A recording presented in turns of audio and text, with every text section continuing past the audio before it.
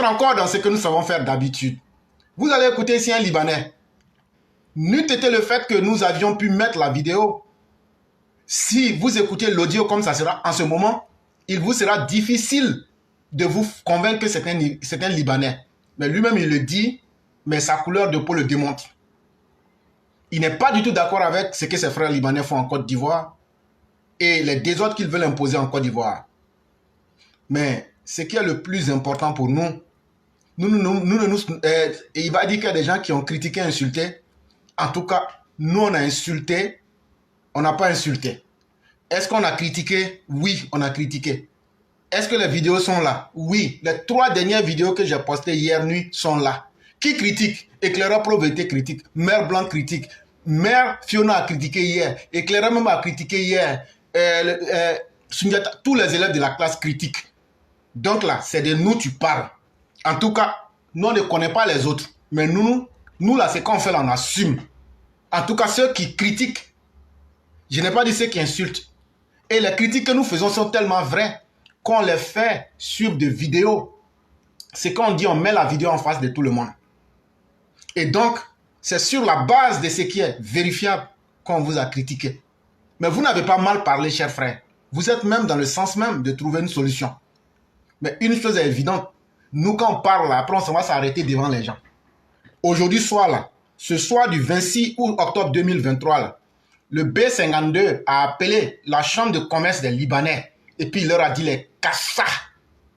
Ça, c'est la marque des EPV. Nous là, partout où tu vas aller là, manchette que vous avez aiguisée là, nous on va aller vraiment mettre notre tête. Maintenant on va vous dire ce qu'on pense. Et on ne va pas cesser.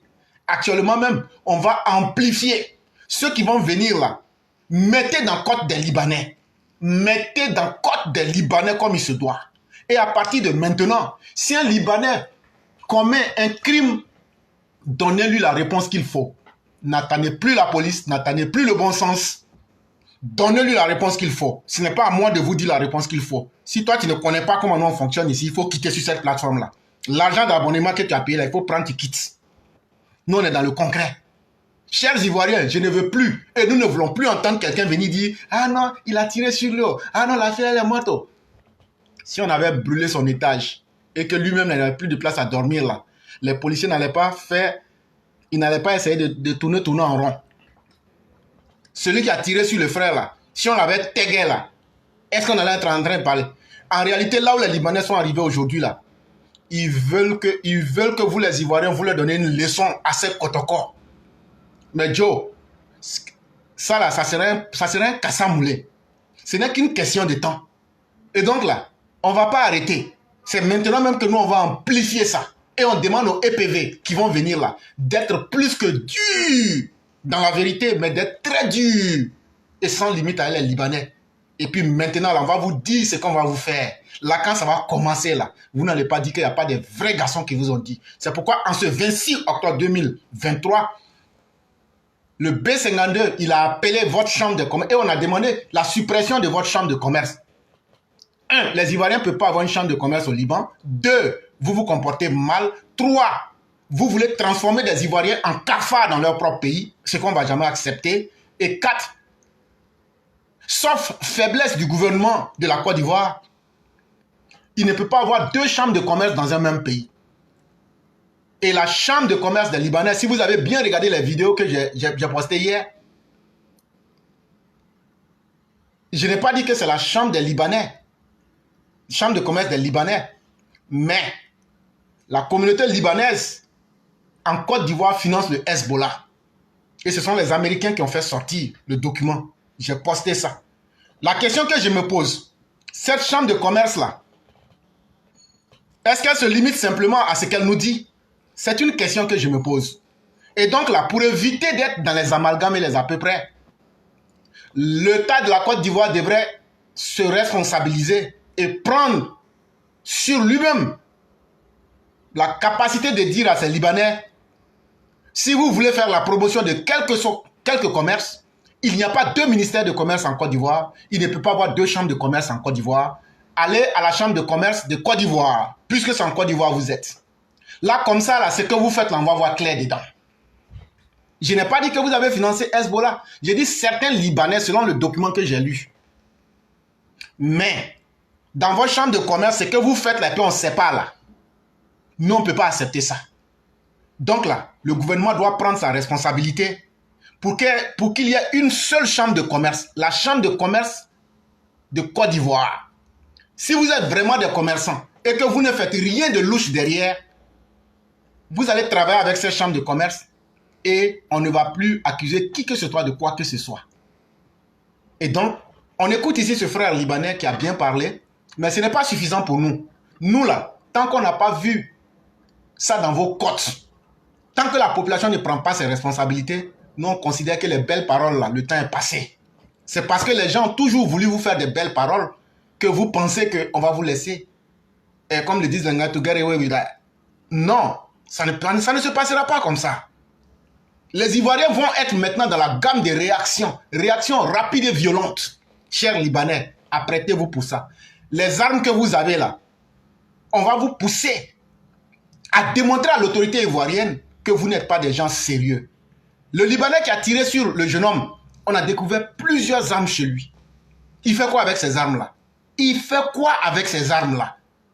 Maintenant, sur les 100 000 ou les 80 000 qui sont officiellement annoncés comme présents en Côte d'Ivoire, imaginez-vous, leur ambassade dit qu'ils sont autour de 80 000.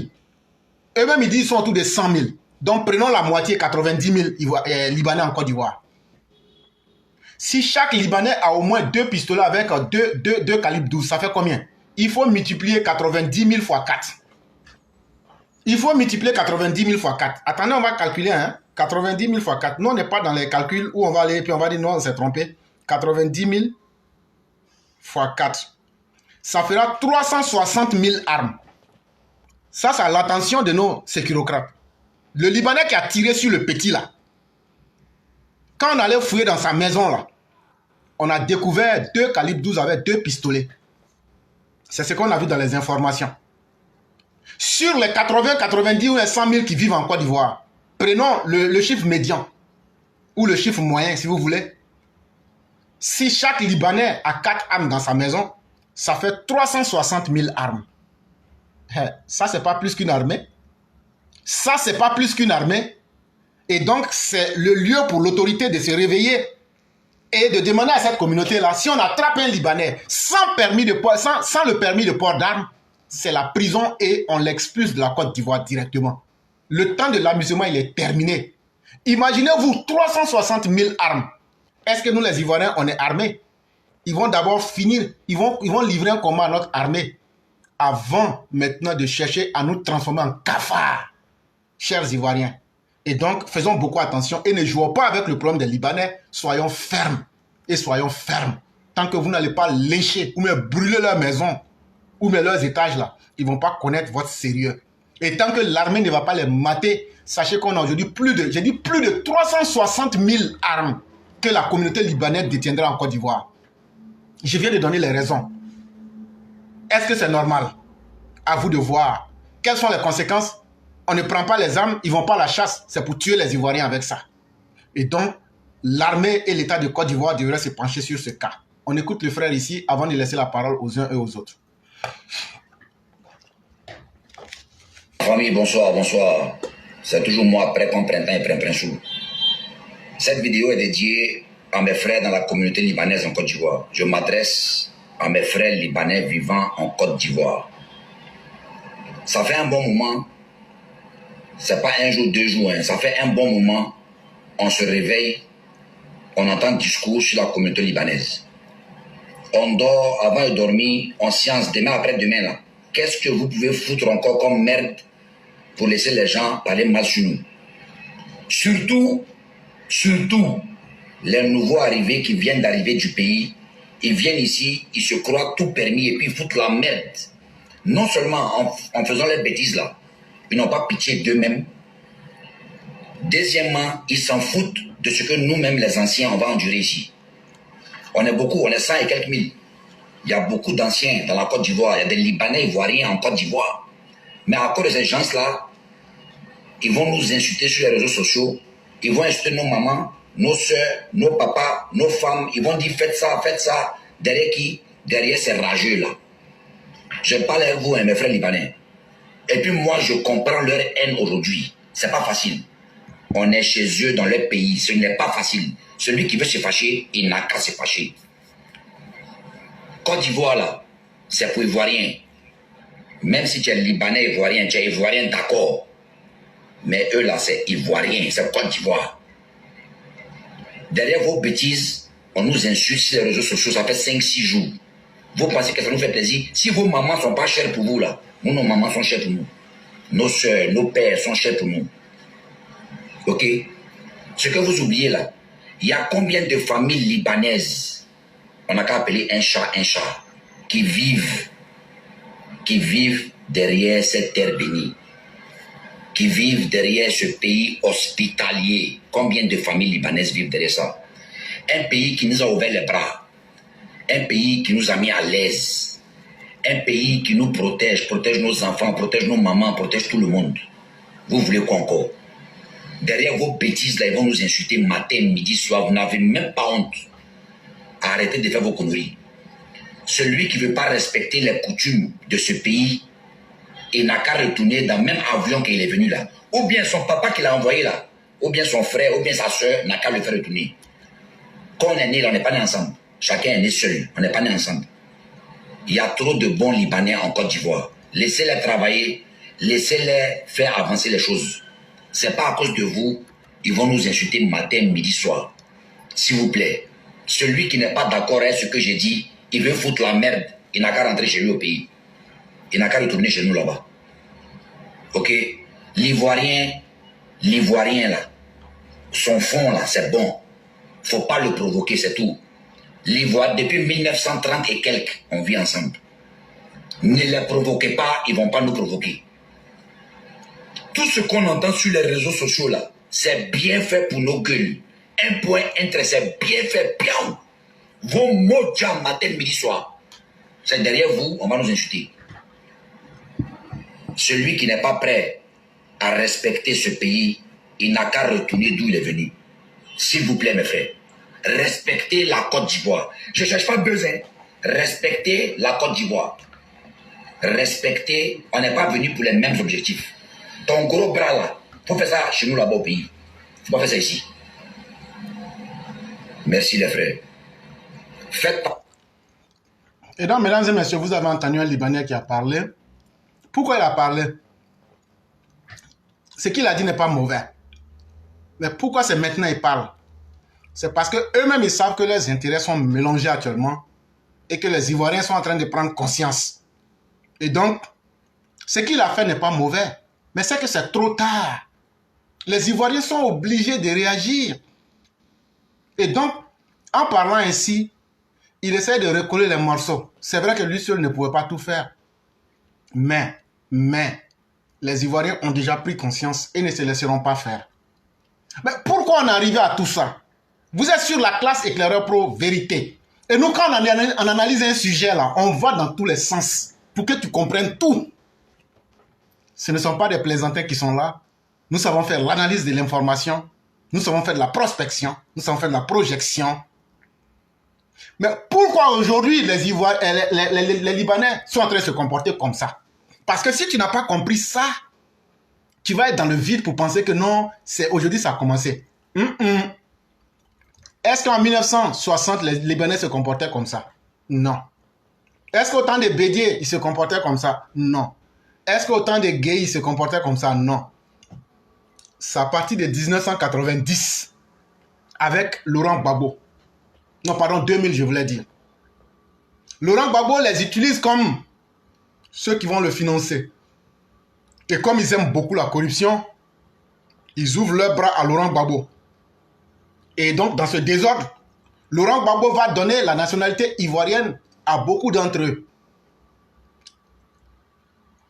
Et Badreddine n'a pas démenti les faits.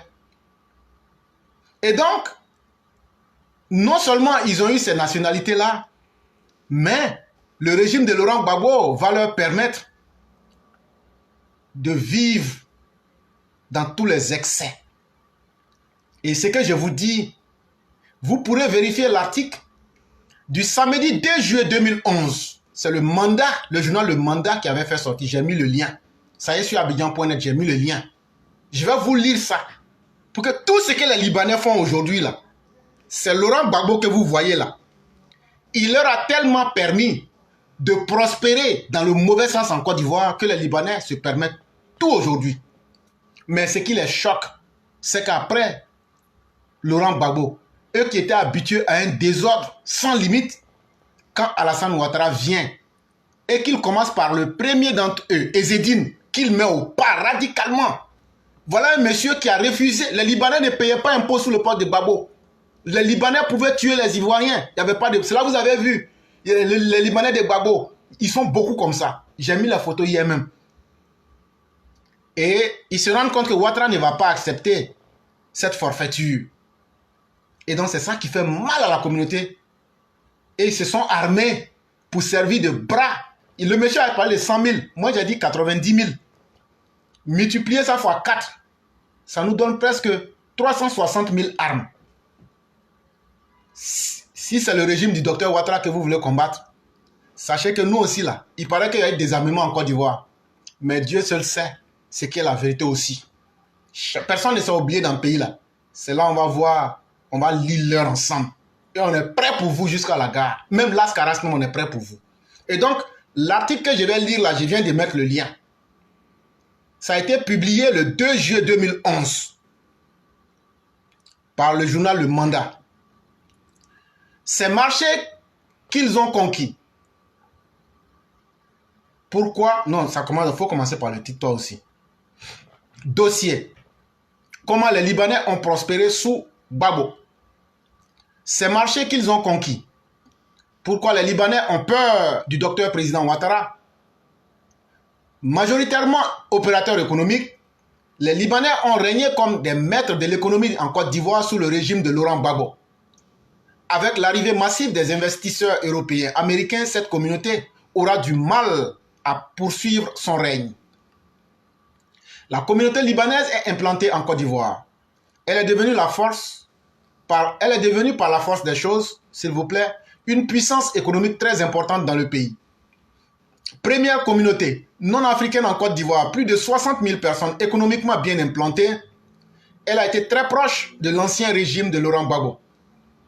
Tout simplement, cette communauté d'hommes d'affaires a mis le miel à la disposition des tenants du régime pour être libre dans l'exercice de ses activités. Dès l'arrivée au pouvoir en octobre 2000 jusqu'à la chute le 11 avril 2011, certains Libanais étaient fortement liés à tous les proches de Laurent Gbagbo. Les Libanais soutiennent traditionnellement le pouvoir en place, celui de Laurent Gbagbo. La communauté libanaise était liée au régime de Laurent Gbagbo dans le but de vaquer librement à ses affaires. C'est tout. D'autres ont laissé le cadre des affaires pour faire la politique. C'est leur choix personnel, souligne un puissant opérateur économique libanais sous le couvert de l'anonymat. Pour ce soutien, en 2006, lors de la guerre entre le Liban et Israël, Laurent Gbagbo avait accordé un accès sans visa aux ressortissants libanais en Côte d'Ivoire. Autrefois, cantonnés au petit commerce, les Libanais de Côte d'Ivoire ont le monopole de plusieurs secteurs d'activité de l'économie ivoirienne depuis le début de la crise de 2002 avec le départ et la délocalisation de plusieurs entreprises françaises.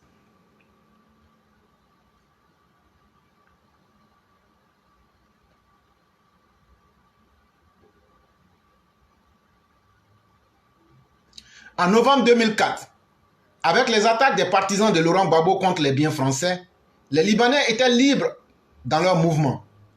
Ils sont devenus les maîtres de l'économie avec plein pouvoir de la part de leurs parrains, les refondateurs. Ils ne cachaient pas leurs affinités avec le pouvoir de Laurent Gbagbo. Du coup, certains membres de cette communauté libanaise étaient devenus trop arrogants envers les Ivoiriens.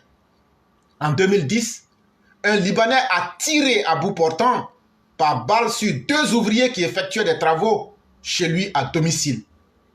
Des manifestants s'en sont pris par la suite à des magasins et à des maisons appartenant à la communauté libanaise.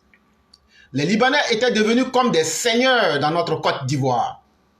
Si tu as un problème avec un Libanais, sache que c'est la police ou la gendarmerie qui va venir te prendre. Vraiment, c'était insupportable, dénonce Yao Parfait.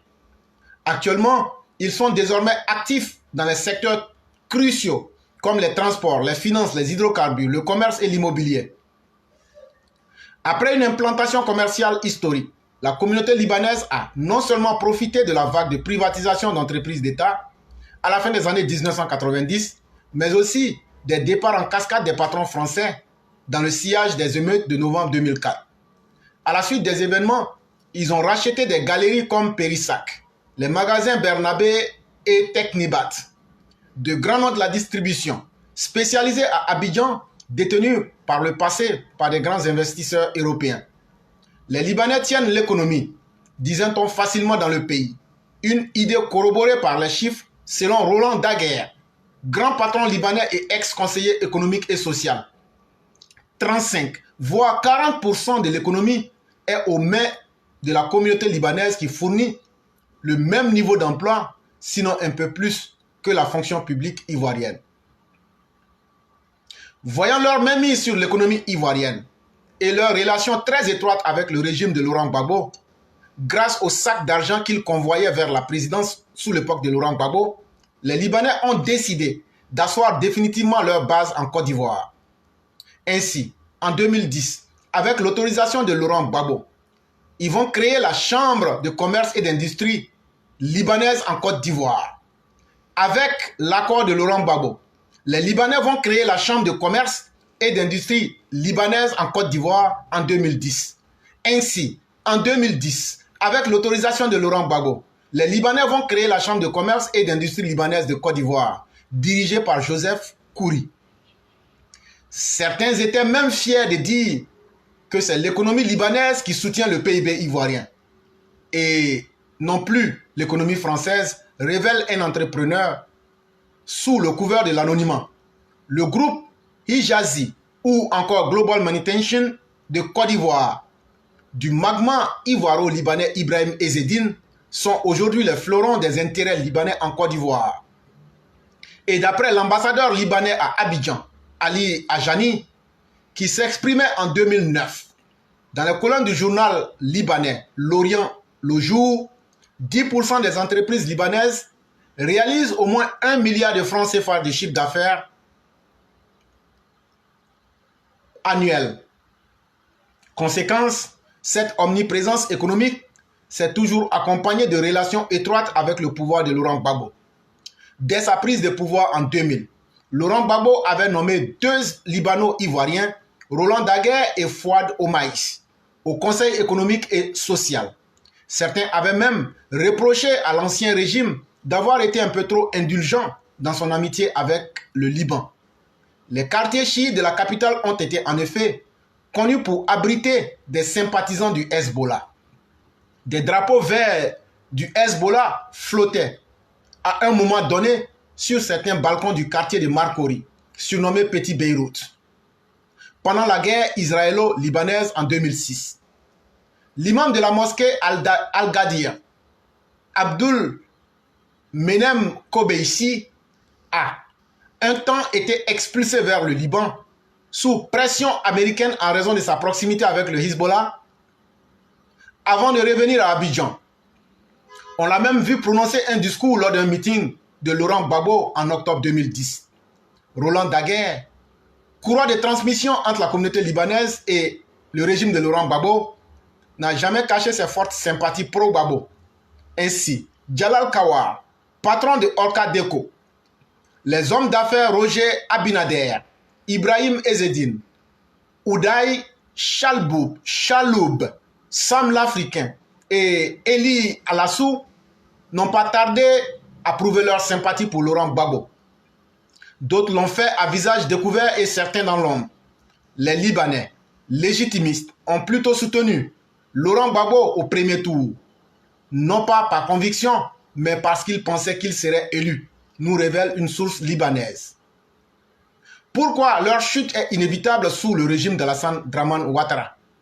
Avec la révolution des investisseurs européens, américains, chinois, indiens en Côte d'Ivoire, les Libanais vont subir une concurrence dans tous les secteurs d'activité. La réalité est sur le terrain. Mais il ne sera pas facile à ces opérateurs économiques de rester et de résister à la concurrence. Premièrement, ils n'ont pas de base solide, y compris les grandes relations, pour écouler leurs produits sur le marché international. Alors que les Européens et les Américains auront tous les atouts pour écouler leurs produits sur le marché de l'Union européenne. Les Libanais seront obligés de subir. Deuxième preuve, de nombreux Libanais ont fonctionné dans le faux durant les années de Laurent Gbagbo. Beaucoup exerçaient leurs activités dans la clandestinité sans être inquiétés par les hommes forts du régime de Laurent Gbagbo et sans payer les impôts. Ils ne payaient pas les impôts et leurs employés n'avaient aucune garantie. Au lieu d'être mis aux arrêts, les Libanais étaient au contraire couverts et protégés par le régime de Laurent Gbagbo. Les Libanais payaient très mal. Ils nous faisaient du mal. Lorsque tu te plains, ils te convoquent à la police pour t'enfermer. Ils avaient tous les commissaires et tous les dus de l'armée dans leur poche, révèle AK, contractuel dans une société libanaise. Avec tous ces défaveurs, les Libanais n'ont pas une renommée internationale. Je viens de vous lire cela et moi j'ai fini mon travail. C'est à vous de vous assumer, chers Ivoiriens, que ce soit sur le terrain ou sur la toile, c'est à vous-même de vous assumer pour ne plus que vous soyez traités comme des cafards dans votre propre pays.